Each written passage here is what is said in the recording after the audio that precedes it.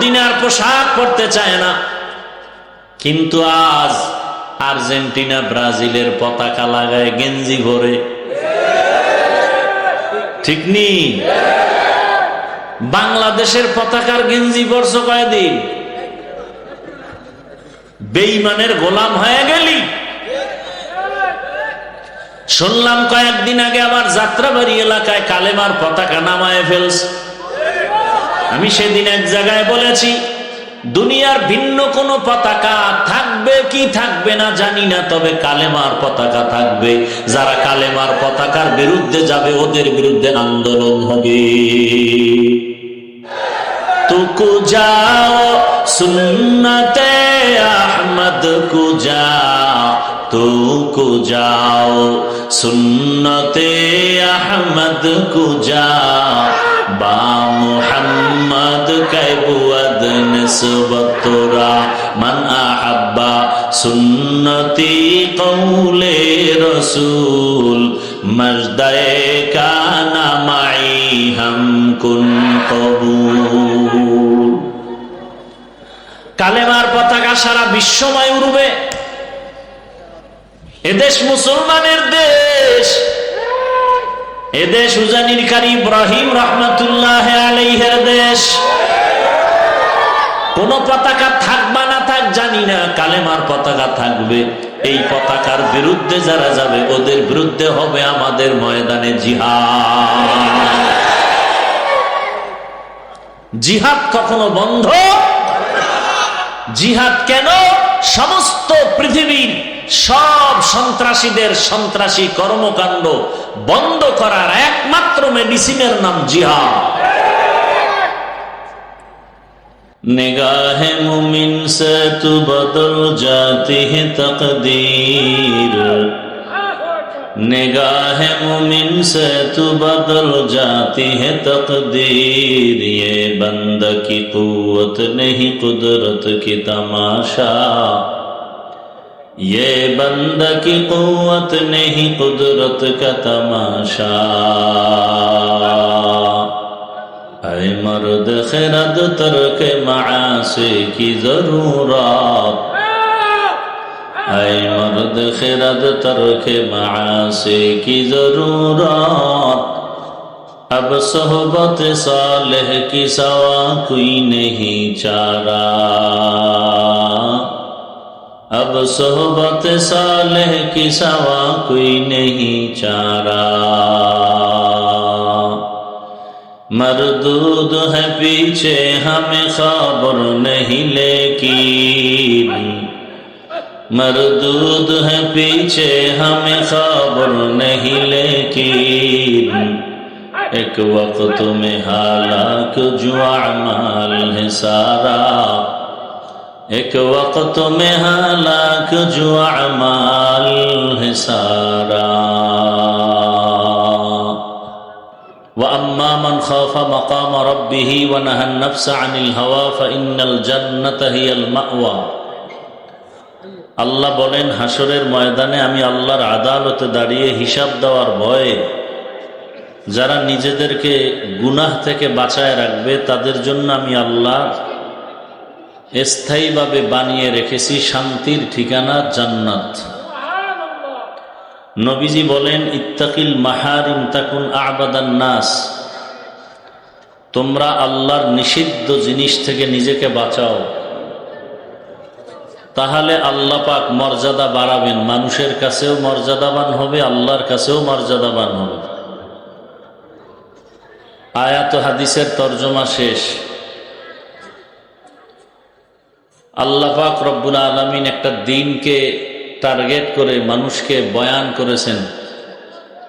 দিনটির নাম হলো কিয়ামতের দিন, মালিকি ইয়াউমিদ্দিন।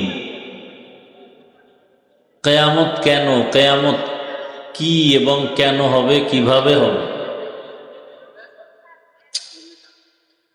এই মাইকো বন্ধ করো।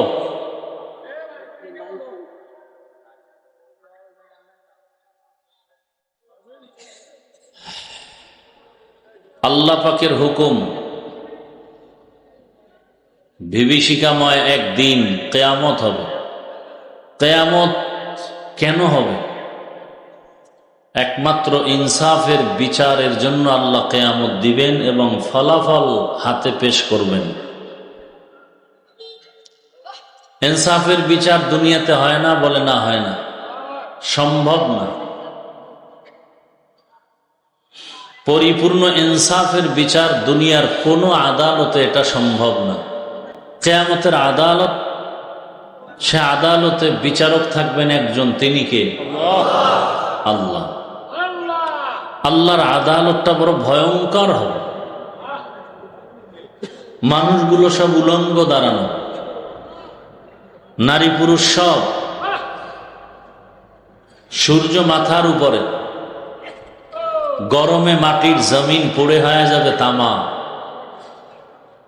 একদিকে জাহান্নামের চিৎকার, কঠিন এক হালত। ওই সময় মানুষ চূড়ান্ত আতঙ্কের মধ্যে সময় কাটাবে। আম্মাজান আয়েশা রাদিয়াল্লাহু আনহা বলেন, নবীজি বলেছেন, কিয়ামতের দিন তিনটা সময় হবে এতটা ভয়ঙ্কর যে মানুষগুলো নিজের আপন যারা তাদেরকেও ভুলে যাবে। মা সন্তানের পরিচয় দিবে না, সন্তান মা বাবার পরিচয় দিবে না। কঠিন থেকে কঠিন এক হালাত। একটা সময় হবে আমলনামা হাতে দেওয়ার সময়। বেকারার হয়ে যাবে হাসরের মাঠের মানুষগুলো। আমলনামা হাতে দেওয়ার সময় এক কঠিন সময়। মিজানের পাল্লা ওজনের সময় হবে আর এক কঠিন সময়। মানুষ বেকারার হয়ে যাবে। আমলনামা ডান হাতে আসে না বাম হাতে। মিজানের নেকের পাল্লা ভারী হয় না গুনার পাল্লা। পাগলের মতো হয়ে যাবে, চিৎকার করতে থাকবে। আর একটা কঠিন সময় হবে পুলসিরাত পার হওয়ার সময়। আল্লাহর আদালতে দাঁড়ায়া হিসাব দেওয়াটা। আপনারা জানেন উম্মতেরা ছোটাছুটি করবে সুপারিশের জন্য। আদম সফিউল্লাহ কাঁদবেন নিজের চিন্তায়, উম্মতের কথা ভুলেই যাবেন। মূসা নবী কাঁদবেন নিজের চিন্তায়, উম্মতকে ভুলে যাবেন। ঈসা নবী কাঁদবেন নিজের চিন্তায়, উম্মতকে ভুলে যাবেন। নূহ আলাইহিস সালাম কান্না করবেন নিজের পেরেশানি, নিজের চিন্তা, উম্মতের কথা ভুলে যাবেন।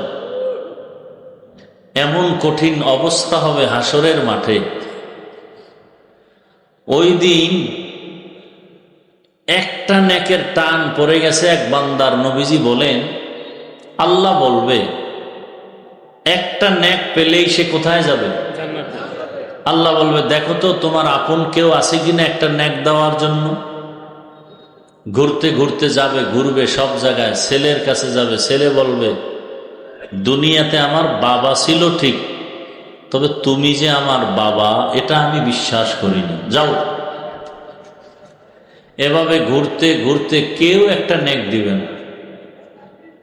যখন নিরাশ হয়ে আল্লাহর আদালতের দিকে যাবে, হঠাৎ দেখবে এক বুড়া মানুষ, সে কোথাও বসে কাঁদতেছে। বলবে, তুমি যাও কই, চাও কি? বলে, একটা নেক। বলে, আমার কাছে একটা নেক আছে। সে তার কোনো আত্মীয়? বলবে, আমার কাছে একটা নেক আছে, আর কোনো নেক? তা আমার এক নেক দিয়ে তো আমি জান্নাত পাবো। অতএব তুমি যদি একটা নেক দিয়ে জান্নাত পাও তো ভালো, নাও আমার নেকটা তুমি নিয়ে অন্তত তুমি জান্নাতে যাও। বান্দা মহা খুশিতে আল্লাহর আদালতে যাবেন। আল্লাহ রাব্বুল আলামিন বলবে, তোমাকে এই কঠিন সময় তোমার এই নেকটা কে দিল? তোমার ছেলে? বলে, না। মেয়ে? না। স্ত্রী? না। মা বাবা? না, কেউ না। অচেনা এক মুমিন ভাই। তাকে ডাকো। ডাকা হবে তাকে। এই তুমি এই বান্দাকে একটা নেক দিছো? বলে, হ্যাঁ। কেন? তোমার আত্মীয়? বলে, না। তো কেন দিছো?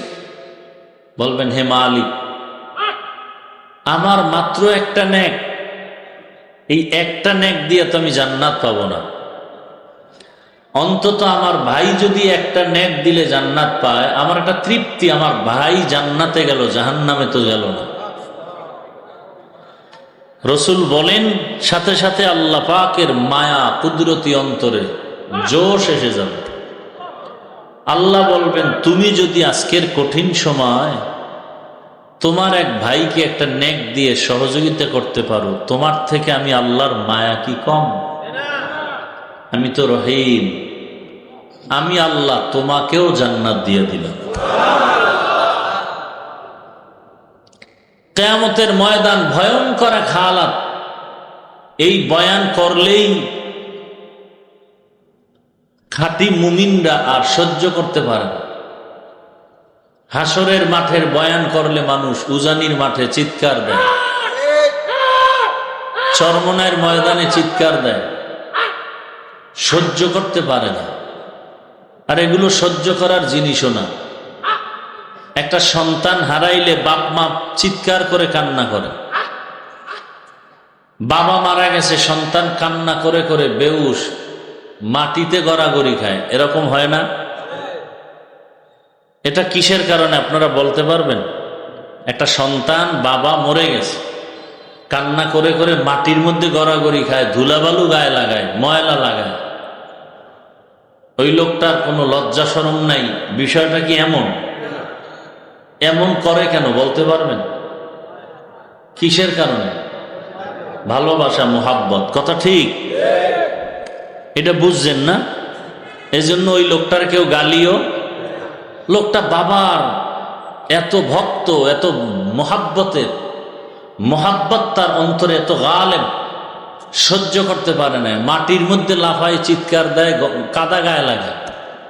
ঠিক আল্লাহ পাকের মোহাব্বত যার অন্তরে গালেব, ঈমান যার উপরে গালেব, আল্লাহর মায়া মোহাব্বতের ধ্যান চেতনা বিরহের একটা বেদনা যখন শুরু হয়, তখন আল্লাহর আশেক বান্দাও গড়াগড়ি খায়, কান্নাকাটি করে, চিৎকার দেয়। তখন আর লজ্জা শরমের কিছু থাকে না, তখন এটা ইশক আর মোহাব্বতের খেলা চলে। এটা আমরা বুঝি না, দুনিয়া বুঝি, আখেরাত বুঝি না। বাবার মোহাব্বতে, আচ্ছা আরো কাছে আসেন, বাবা তো এটা রক্তের একটা টান। একটা যুবক একটা যুবতীকে ভালোবাসে, এতটুকুই, রক্তের কোনো আত্মীয় না। এই ভালোবাসাকে কেন্দ্র করে যুবক যুবতী খানা দানা ছেড়ে দেয় কি দেয় না? মা বাবাকে ছেড়ে দেয় কি দেয় না? শেষ পর্যন্ত মরণকে বেছে নেয়, এক রশিতে ফাঁসি দেয়। বলেন মাঝখানে কাজ করে কি? ও দুইজনের মাঝখানে কি কাজ করে? ভালোবাসা, মোহাব্বত। এটা বুঝেন, আল্লাহটা বুঝেন না কেন? আল্লাহর প্রতি ভালোবাসা আছে না নাই? এই যে আপনারা এখানে আসছেন ভালোবাসার কারণে, আল্লাহকে ভালোবাসেন, দেখেন নাই, দেখলে কি করতেন? এরকম একটা মজলিস আল্লাহ পাকের নূরের তৈরি আরশে আজিমেও আল্লাহ ফেরেশতাদেরকে নিয়ে মিলাইয়া রাখছেন। এখন আমরা প্রশংসা করি আল্লাহ, আল্লাহ প্রশংসা করে আমাদের। আল্লাহ বলেন ফেরেশতারা বিসন্দের এলাকার মধ্যে ওই মাঠে মানুষগুলো জমা হয়েছে কেন?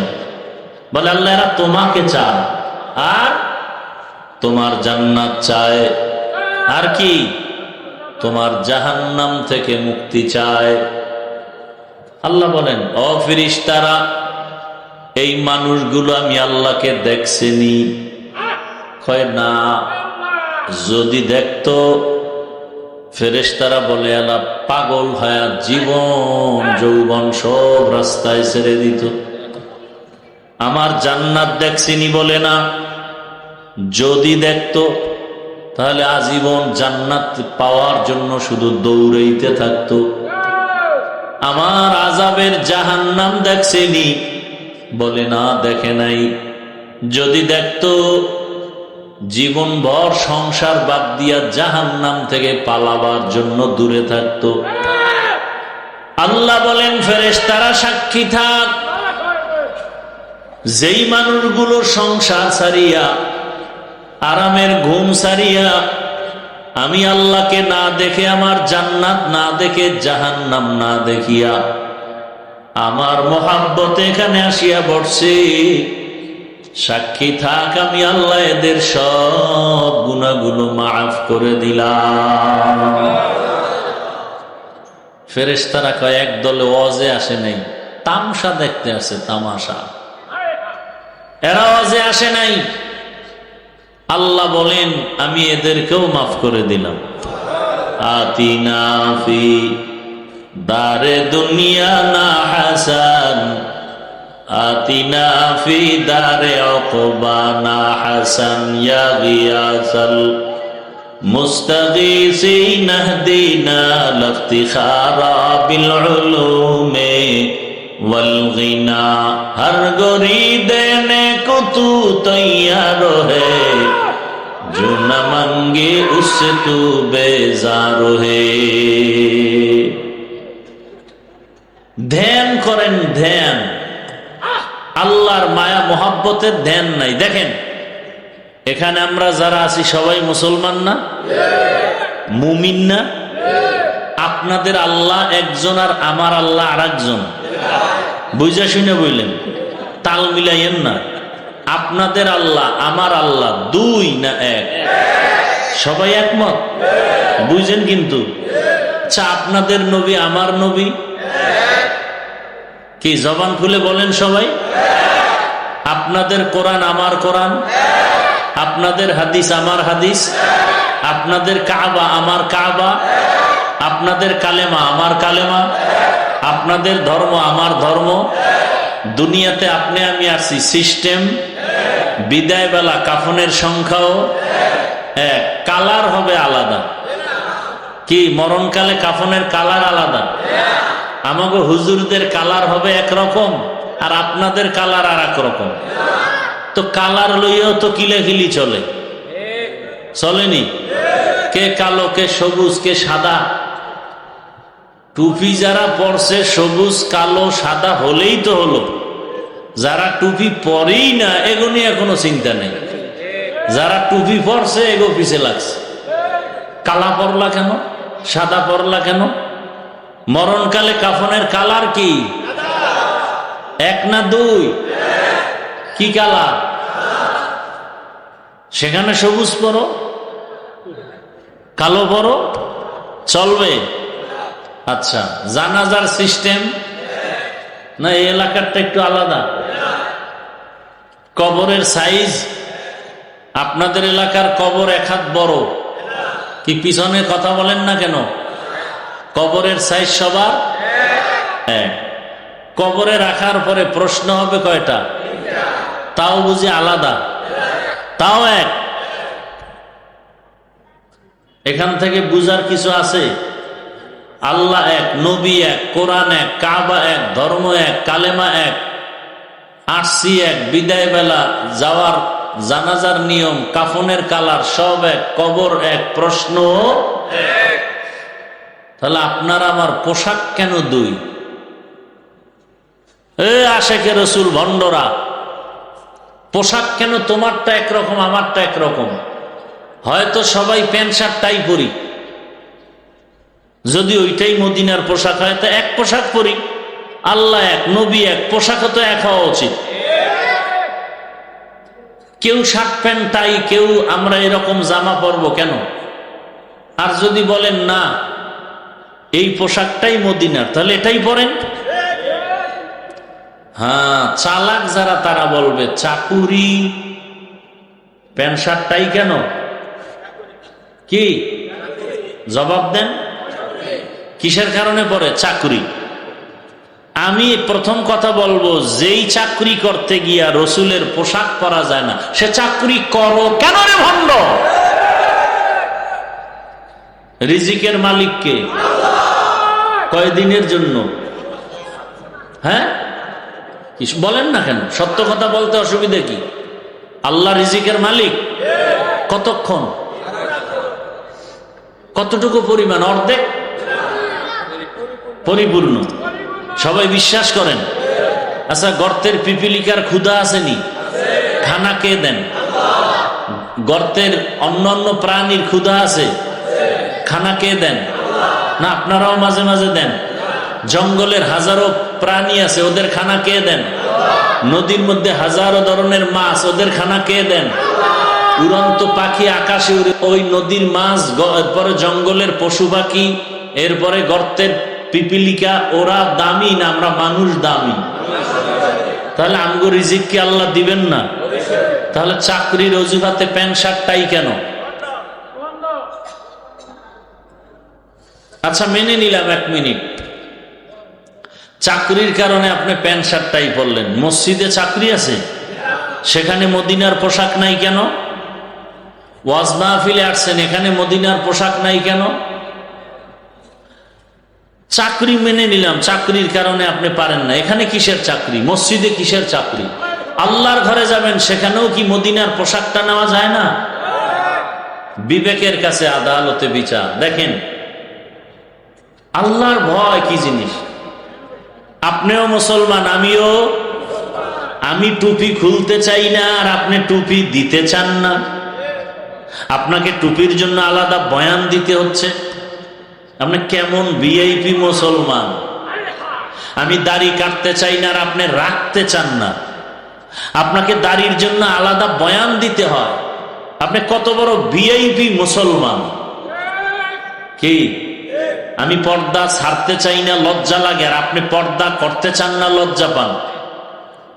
আমি মসজিদে না ঢুকলে লজ্জা লাগে আর আপনি মসজিদে ঢুকতে গেলে লজ্জা লাগে। এবার ভাবেন তো আপনি কোন ধরনের মুসলমান। গর্ব সুরত আদমি ইনসাবুদে আহমদ বু জাহলো হামেক সাবুদে আদমিরা আদমিয়ত লাজিমাস আউদরা গরবুনা বাশুদ হি জামাস আদমিয়ত লাহম শাহম পোস্তে নিস আদমিয়ত জুজরে যায় দোস্তেনি। আসলে মানুষ হতে পারি নাই। কি হতে পারি নাই? বাবায় মারা গেল, একটা সন্তান কান্না করে, মাটি ময়লা গায়ে লাগায়। বাবার ভালোবাসা ঠিক এই দুনিয়াতে আল্লাহর মোহাব্বত যার অন্তরে গালেব হয়ে যাবে, ওই বান্দা আমার আল্লাহর ভালোবাসা এমন পাগল হবে, এক সময় কান্না করে করে করে করে মাটিতে গড়াগড়ি খাবে আমার মাওলাকে পাওয়ার জন্য। প্রেমিক কান্না করে প্রেমিকাকে পাওয়ার জন্য, প্রেমিকা কান্না করে প্রেমিককে পাওয়ার জন্য, ফাঁসির মঞ্চে পর্যন্ত যায়। শামসুল হক ফরিদপুরি রহমাতুল্লাহ আলাইহি বলেছেন, দুনিয়াতে যত মানুষ দেখো সব মানুষ হলো পাগলের দল। এমন একটা মানুষ নাই যারা পাগল না। কেউ টাকার পাগল, কেউ গাড়ির পাগল, কেউ নারীর পাগল, কেউ ক্ষমতার পাগল। যারা ক্ষমতার পাগল এরা নামাজে দাঁড়াইয়াও ক্ষমতা, ঠিক নেই? ক্ষমতার এমন পাগল যে জীবনে টুপি না পরলেও নির্বাচনের আগে টুপি পরে। কিসের পাগল? টুপির পাগল না ক্ষমতার পাগল? কিছু কিছু বেয়াদব দেখবেন রমাজানের আগে আগে দাড়ি রেখে, হাফেজ যুবক রমাজানে তারাবি পড়াবার জন্য দাড়ি রাখে, তারাবি শেষ হয়ে গেলে রমাজানের পরে দাড়ি কেটে ফেলে। এরকম কিছু বেয়াদব আমাদের সমাজে আছে, আমি দেখছি। এরা কি আসলে আল্লাহর পাগল না দুনিয়াদার? হুব্বুদ দুনিয়া রাসু কুল্লি খাতিআ। দুনিয়ার লোভ, দুনিয়ার ভালোবাসা সবকিছু ধ্বংসের মূল কারণ। হ্যাঁ, আল্লাহ হেদায়েত দান করুন। একটু চিন্তা করেন তো, আপনিও মুসলমান, আমিও মুসলমান। আমি দাড়ি কাটতে চাই না, আপনি রাখতে চান না। আমি টুপি খুলতে চাই না, আপনি টুপি দিতেই চান না। আপনি বলেন টুপি মাথায় দিলে মাথা গরম। وَأَمَّا مَنْ خَافَ مَقَامَ رَبِّهِ وَنَهَى النَّفْسَ عَنِ الْهَوَى فَإِنَّ الْجَنَّةَ هِيَ الْمَأْوَى ہر کے دارد خوف حق دار دل مدام शहर के दारद खौफे हक दर दिल मदाम जन्नतुल मअवा देहद ओ राम काम जुज़बा हक़ची जे मखाज इंसुजा फजले उआ मस्ते दर जुमला जहां। भाई আমার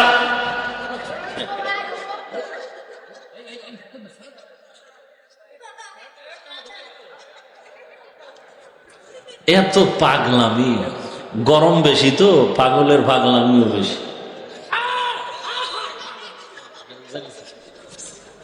ভাইরা আমার, মোবাইলের লাইট গুলো বন্ধ করা যায় না? এই কপাল পোড়া, 24টা ঘন্টা মোবাইল মোবাইল মোবাইল, বাথরুমে গিয়েও মোবাইল, সারা রাত মোবাইল। বেহেশতের বাগানে 1 ঘন্টা বয়ান শুনতে আসছেন, এই টাইম মোবাইল না চালাইলে গজব আসবে? এত বেহায়া কেন? 1টা ঘন্টার জন্য মোবাইল না চালাইলে কি ক্ষতি হবে?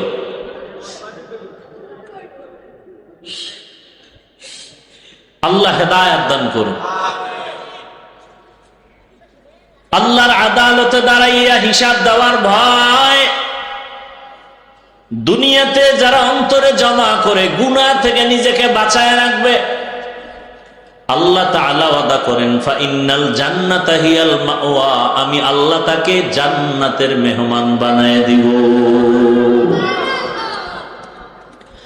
আল্লাহর প্রতি ভয়, এই ভয়ের নাম তাকওয়া, এই ভয়ের নাম খাউফ, এই ভয়ের নাম খাশিয়া।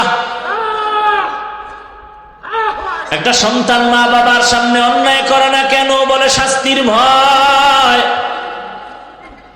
একটা ছাত্র শিক্ষকের সামনে অন্যায় করে না কেন? বলে শাস্তির ভয়।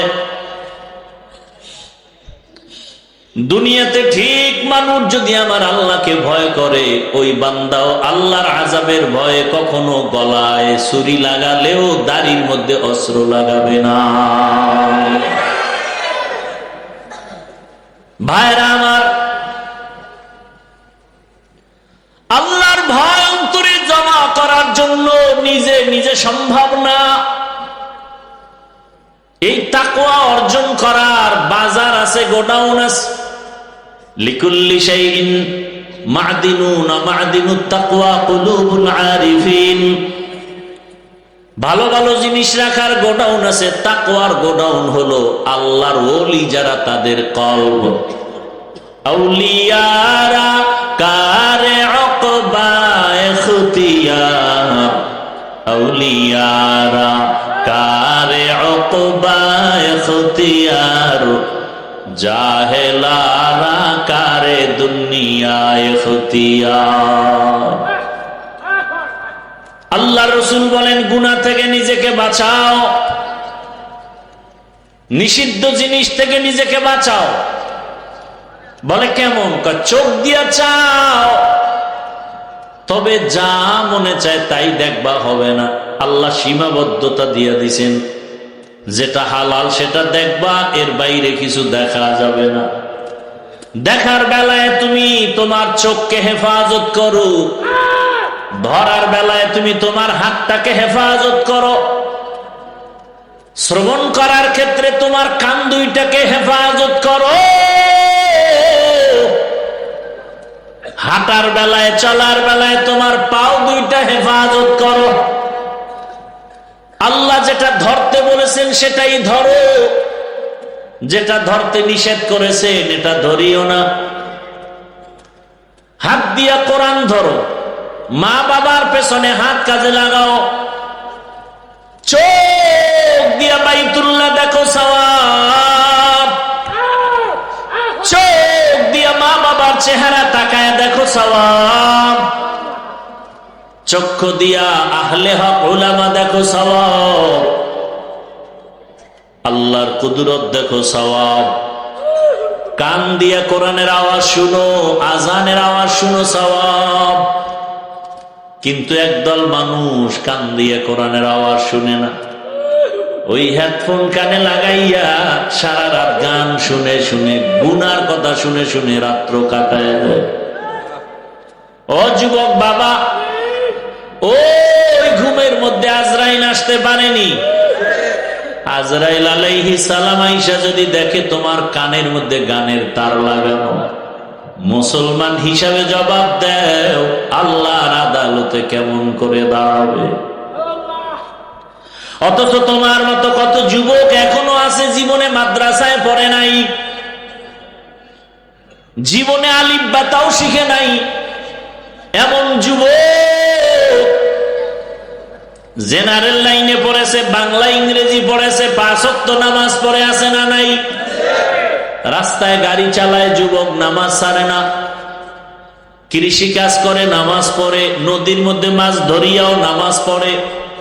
র্যাব, আর্মি, পুলিশ, বিডিআর এর চাকরি করে, নামাজ পড়ে। ওসিডিসি, এসপিআইজির চাকরি করে, নামাজ পড়ে। মেম্বার, চেয়ারম্যান, এমপি নামাজ পড়ে।